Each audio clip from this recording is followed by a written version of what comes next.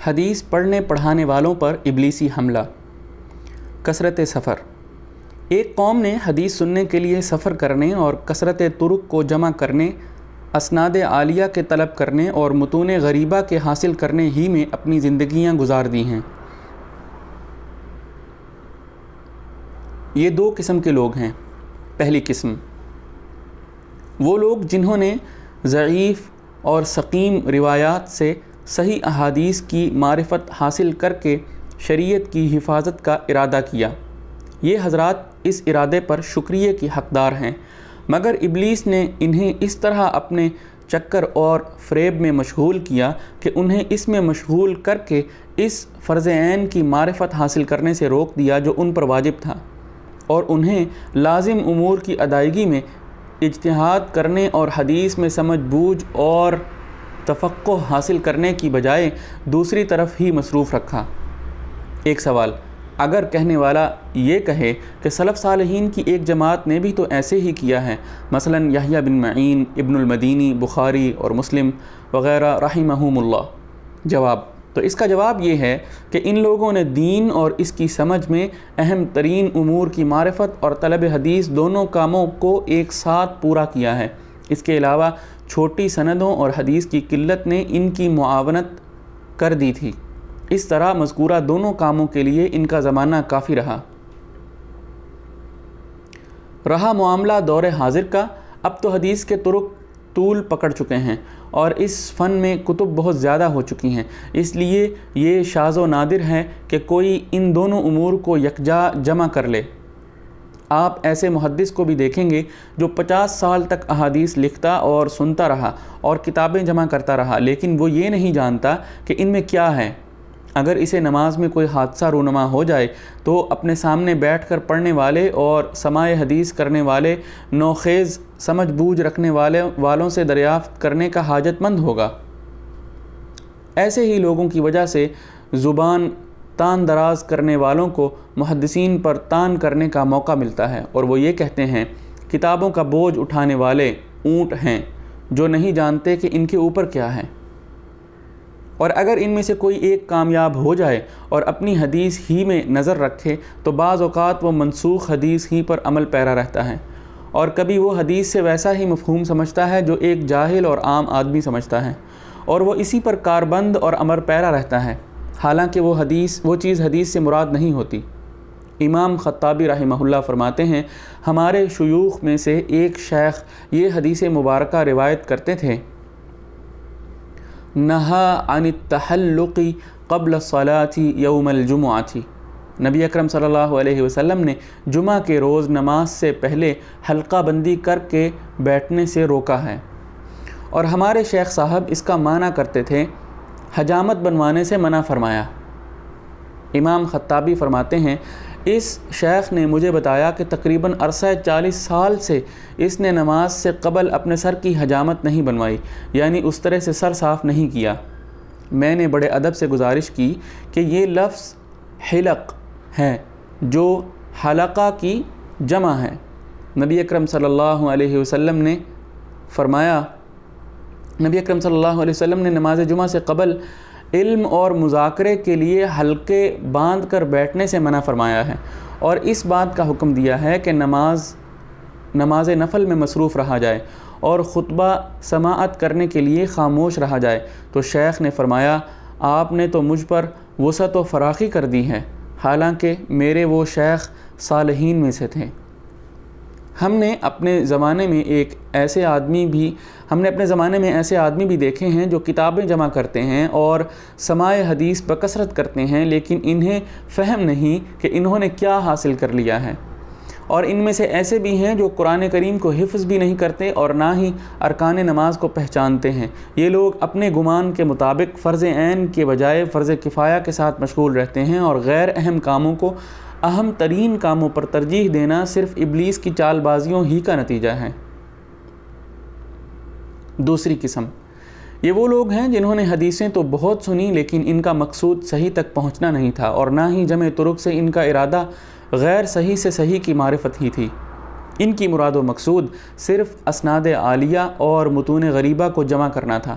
انہوں نے شہروں کے چکر لگائے تاکہ یہ دعویٰ کر سکیں میں فلاں سے ملا، میرے پاس ایسی ایسی اسانید ہیں جو میرے سوا کسی کے پاس نہیں ہیں،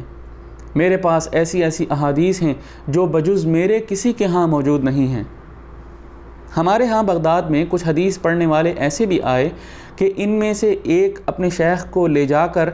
رقہ یعنی دریائے دجلہ کے کنارے واقع باغ میں بٹھا لیتا، وہ اس پر حدیث کی قرات کرتا اور پھر یہ اپنے مجموعہ حدیث میں یوں کہتا حدثنی فلان و فلان بالرقۃ، مجھے فلاں اور فلاں نے رقہ میں حدیث بیان کی۔ اس سے وہ لوگوں پر یہ ظاہر کرتا کہ اس سے مراد وہ شہر ہے جو ملک شام میں واقع ہے، تاکہ وہ گمان کریں کہ اس نے طلب حدیث میں کتنے دور دراز کے سفروں میں مشقتیں اٹھائی ہیں، اور وہ اپنے شیخ کو دریائے عیسیٰ اور دریائے فرات کے درمیان بٹھا لیتا اور پھر یوں کہتا حدثنی فلان من وراء النہر، اس نے مجھے وراء النہر میں حدیث بیان کی۔ اس سے وہ یہ وہم دلاتا کہ اس نے طلب حدیث میں خراسان کا دریا بھی عبور کیا ہے، اور بعض دفعہ یوں بھی کہا کرتا حدثنی فلان فی رحلتی الثانیۃ والثالثۃ، اس نے مجھے یہ حدیث دوسرے سفر کے دوران اور تیسرے سفر کے دوران بیان کی، تاکہ لوگوں کو یہ معلوم کروائے کہ طلب حدیث میں اس کی مشقتیں کس قدر تھیں، لیکن اس کی زندگی میں برکت نہ ہوئی اور وہ زمانہ طالب علمی ہی میں وفات پا گیا۔ یہ سب کچھ اخلاص سے خالی ہیں، ان کا مقصود صرف حصول سرداری اور فخر و مناظرہ ہے، اس لیے وہ شاذ اور غریب احادیث کے تتبع اور ٹوہ میں رہتے تھے، اور بعض اوقات اسے کوئی ایسا جز اور کتابچہ ہاتھ لگ جاتا جس میں اس کے مسلمان بھائی کا سما ہوتا تو وہ اسے مخفی رکھتا تاکہ وہ اس روایت میں منفرد ہی رہے۔ بعض اوقات وہ اسے روایت کیے بغیر ہی مر جاتا تو اس طرح 2 شخصوں کو فوت کر دیتا،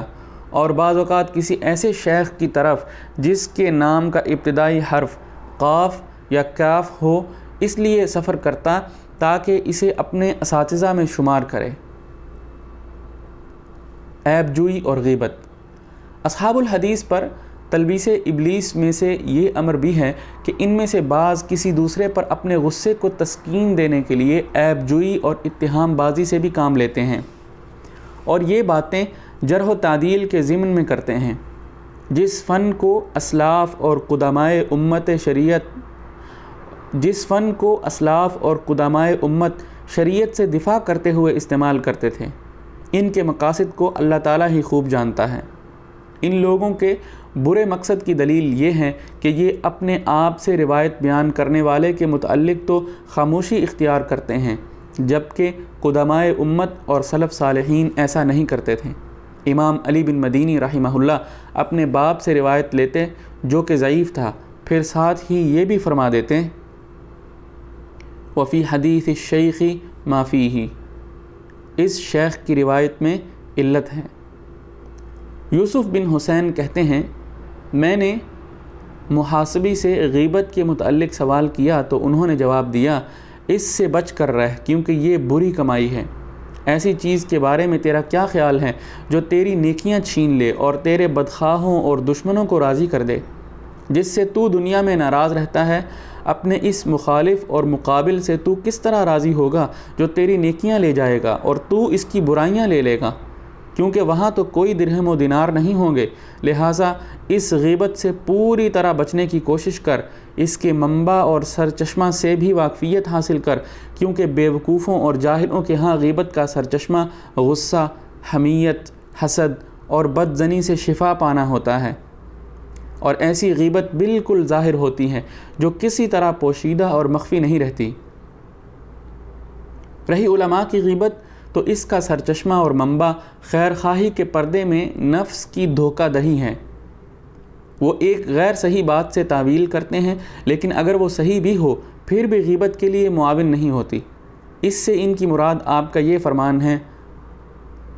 اتھرعون عن ذکرہ اذکروا بما فیہ لیحذرہ الناس، کیا تم اس کے ذکر کرنے سے احتیاط سے کام لیتے ہو؟ اس میں موجود بات کو بیان کرو تاکہ لوگ اس سے بچ جائیں۔ اگر بات صحیح بھی ہو تب بھی کسی مسلمان کے متعلق اس وقت تک بات نہیں کرنی چاہیے جب تک کوئی نہ پوچھے،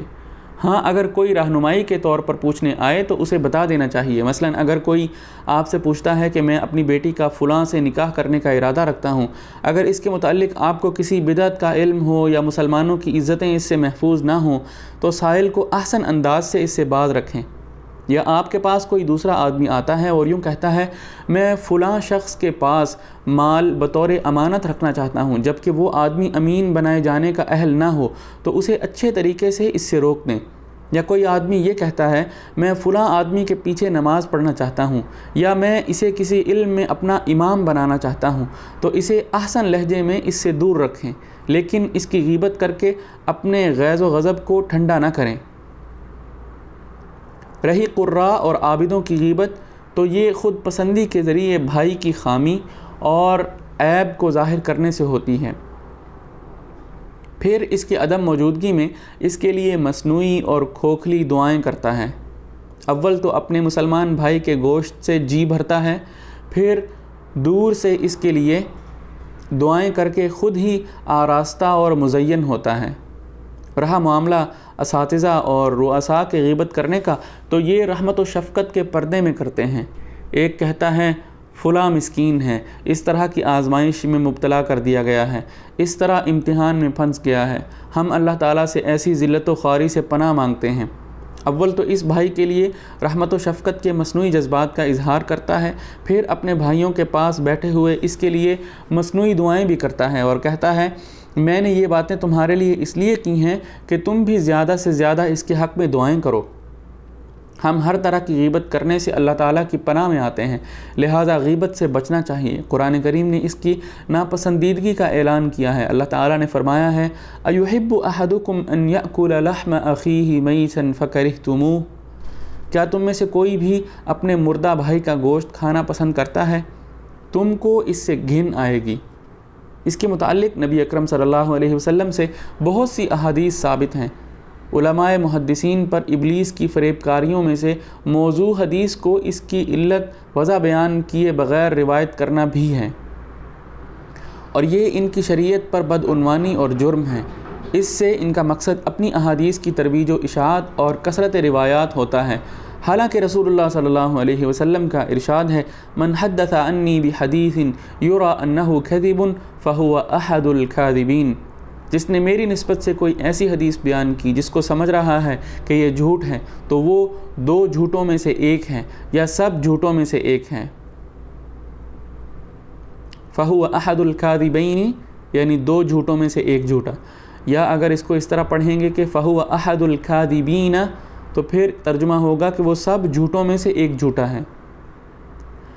اس فن میں ایک عمل تدلیس کرنا یعنی استاد کا نام چھوڑ کر اس کے استاد کو ذکر کر دینا بھی شامل ہے، یعنی کوئی کہے فلان عن فلان یا پھر قال فلان عن فلان، وہ یہ وہم پیدا کرتا ہے کہ اس نے فلاں سے الگ طور پر سماعت کی ہے، حالانکہ اس نے سماعت نہیں کی۔ یہ انتہائی کبھی بات ہے،